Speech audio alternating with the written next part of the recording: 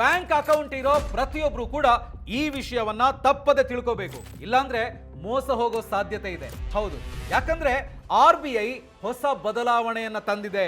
ನೋಡಿ, ಇಲ್ಲಿವರೆಗೆ ಬ್ಯಾಂಕ್ಗಳು ತಮಗೆ ಇಷ್ಟವಾದಂತೆ ತಮ್ಮ ಅಫಿಷಿಯಲ್ ವೆಬ್ಸೈಟ್ಸ್ ಅನ್ನ ಬಳಸ್ತಾ ಇದ್ರು.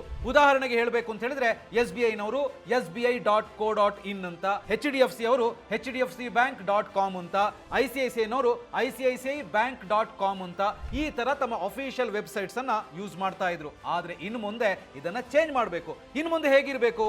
ಪ್ರತಿ ಬ್ಯಾಂಕ್ನ ವೆಬ್ಸೈಟ್ಗಳು ಕಡ್ಡಾಯವಾಗಿ ಬ್ಯಾಂಕ್ನ ಹೆಸರು .bank.in ಆಗಿ ಬದಲಾವಣೆ ಆಗಬೇಕು. ಎಕ್ಸಾಂಪಲ್ಗೆ ಹೇಳಬೇಕು ಅಂತ ಹೇಳಿದ್ರೆ SBI.bank.in ಅಂತ, ICICI ನವರು ICICI.bank.in ಅಂತ, HDFC ಅವರು HDFC.bank.in ಅಂತ, ಆಕ್ಸಿಸ್ ನವರು Axis.bank.in ಅಂತ ಹೇಳಿ ತಮ್ಮ ಅಫಿಷಿಯಲ್ ವೆಬ್ಸೈಟ್ಸ್ ಅನ್ನ ಬದಲಾಯಿಸಿಕೊಳ್ಬೇಕು. ಸೊ ಈ ಬದಲಾವಣೆ ಈಗಾಗಲೇ ಬ್ಯಾಂಕ್ನವರು ಮಾಡ್ತಾ ಇದ್ದಾರೆ, ಅದನ್ನ ನೀವು ಗಮನಿಸಬೇಕು.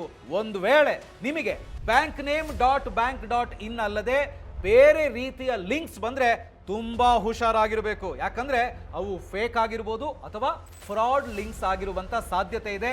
ಈ ರೀತಿಯ ಫ್ರಾಡ್ ಲಿಂಕ್ಸ್ ಅನ್ನೆಲ್ಲ ಕ್ಲಿಕ್ ಮಾಡಿ ಬಹಳಷ್ಟು ಜನ ಹಣ ಕಳ್ಕೊಂಡಿದ್ದಾರೆ. ಹಾಗಾಗಿ ತುಂಬಾ ಹುಷಾರಾಗಿರಿ. ಈ ಮಾಹಿತಿ ನಿಮಗೆ ಇಷ್ಟ ಆಗಿದೆ ಅಂದ್ರೆ ಬ್ಯಾಂಕ್ ಅಕೌಂಟ್ಸ್ ಇರುವಂತ ಪ್ರತಿಯೊಬ್ಬರಿಗೂ ಕೂಡ ಶೇರ್ ಮಾಡೋದಕ್ಕೆ ಮರಿಬೇಡಿ.